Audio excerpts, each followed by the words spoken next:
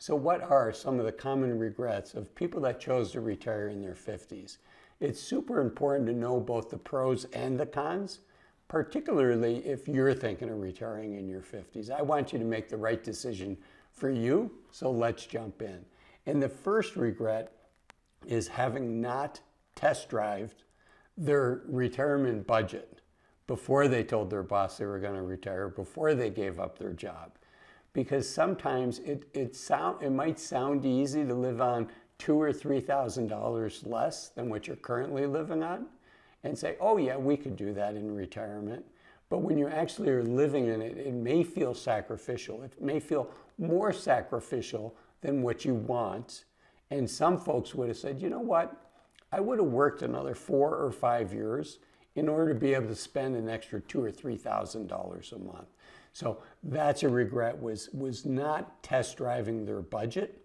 Now, it's not easy to test drive your retirement budget beforehand, but I think it's highly valuable to do it, to get as close to that experience as you can, so you know what that feels like.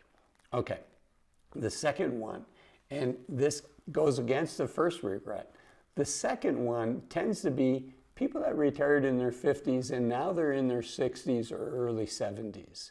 And the regret is they wish they had spent more money in those earlier years when they had all of their health, they had their energy, they had their excitement, the go-go years. And they look back and they say, boy, I could have and I should have spent more money. We tend to overestimate how much money we're going to need in retirement. And the price of that is we have experiences that we didn't get to do. We have adventures that we didn't take. We have trips that we didn't take. We have people that we didn't spend time with or do fun things with. And people look back and, most of the time we can't turn the clock back. There is a phase of our life where it makes sense to do certain things, and it's easier to do that. We have the opportunity to do it. We have friends that do it. And what we fail to think about is just our own health, but then also the health of our friends. So if we have a friend that says, hey, let's do a road trip up the California coast, up Highway 1, and maybe you pass on that and think, well, I'll do it next year. Or you have a friend that says, hey, let's go to Costa Rica and learn to surf. And that doesn't have to be a crazy expensive vacation. And maybe you think, I'm not going to do that this year. I don't want to spend the money to do that. We'll do it later. Well, how many more summers do you have? How many more winters do you have where you're healthy and active enough to do things like that? So folks look back in their 70s and say, I should have spent more money. And here's an interesting study that was done by BlackRock, which is the nation's, actually the world's largest asset manager. And they did a study of retirees. And not only do retirees regret not spending more, but almost 20 years into retirement, the vast majority of the people that BlackRock surveyed still had 80% of their retirement savings.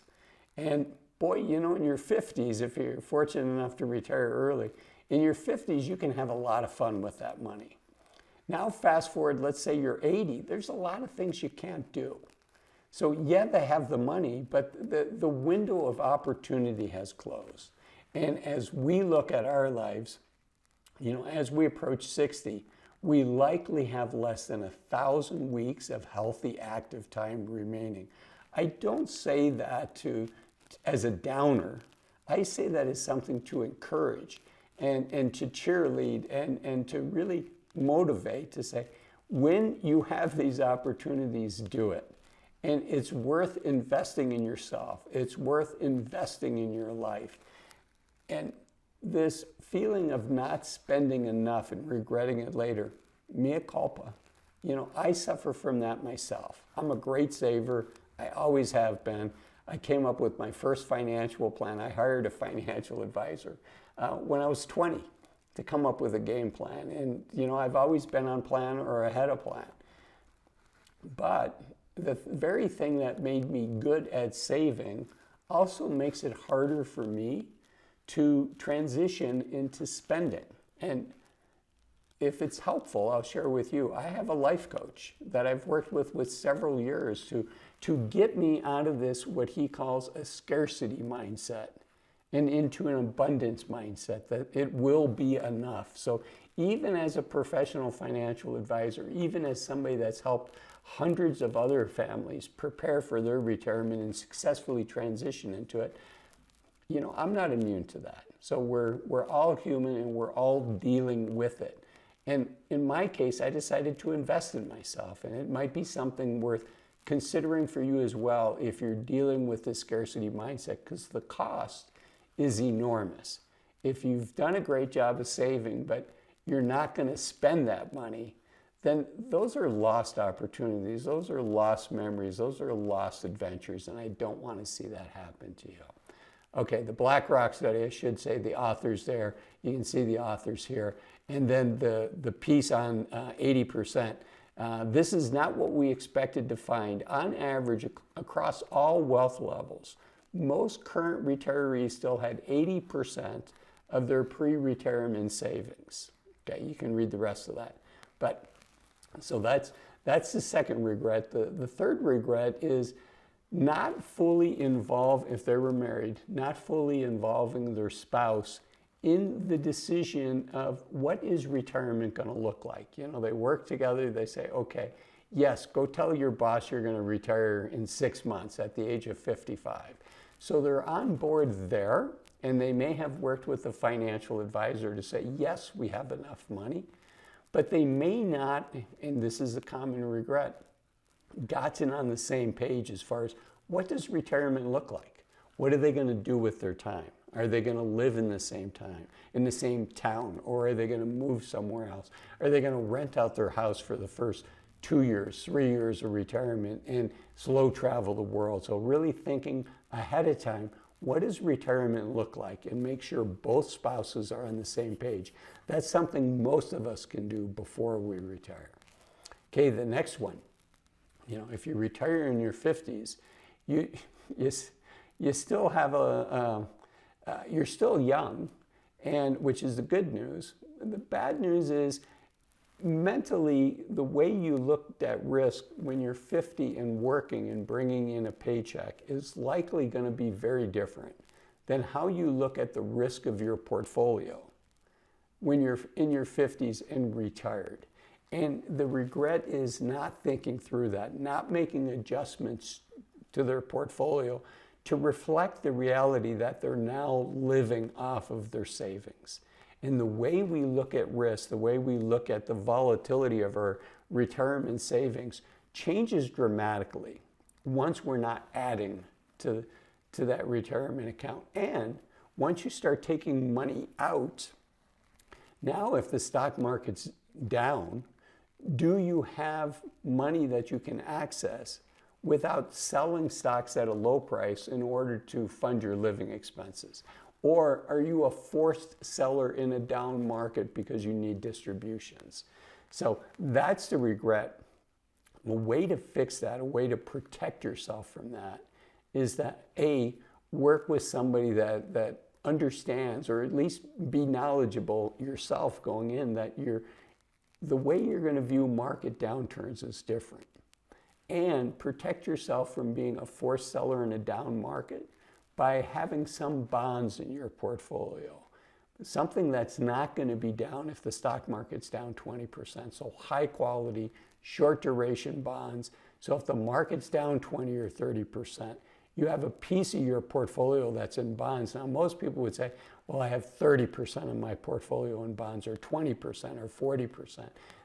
I'm not saying what asset allocation is right for you, and none of what I'm sharing in today's video is financial advice. I don't know your situation, but I will share it can be super helpful to think about your portfolio as, instead of I have 30% in bonds, I have 40% in bonds. Think I have 3 years worth of living expenses in bonds. I have 5 years worth of living expenses, or 7 years worth of living expenses. Now, we still do need some risk in our portfolio in order to keep up with inflation. And if you're retiring in your 50s, you likely have 40 years, maybe more, in retirement That's a long time. So you still need your money working hard for you. So getting that asset allocation right is really key. And not fully thinking through how you're going to feel about risk is one of the main regrets that people that retire in their 50s have. And then the last regret that people that retired in their 50s have, looking back 10 years later, 15 years later, is they did not take advantage of their years when they were in a low tax bracket, right? They quit their job so they don't have that W-2 income. Their income is low, and they did not take advantage of the two lowest tax brackets, the 10% and the 12% federal tax level, when their salary was low, when their salary had gone away.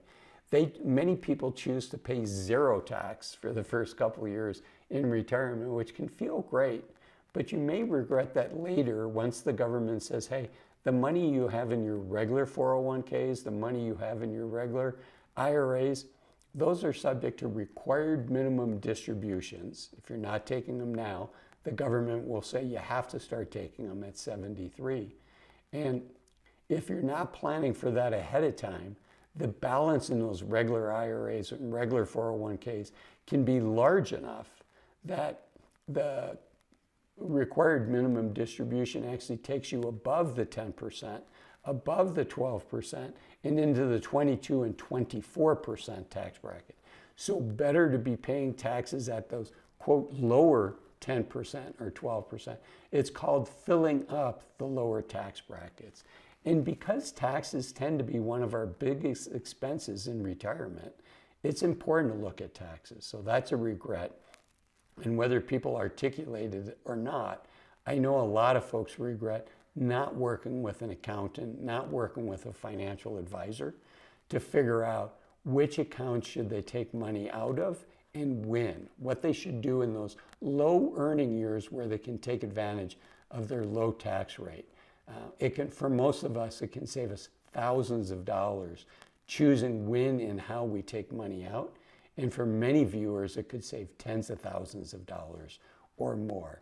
So those are the main regrets. Another regret folks have is for those of us that aren't retiring in our 50s, it's making the most of our 50s and enjoying the journey until we get to retire. And that's what this video here is.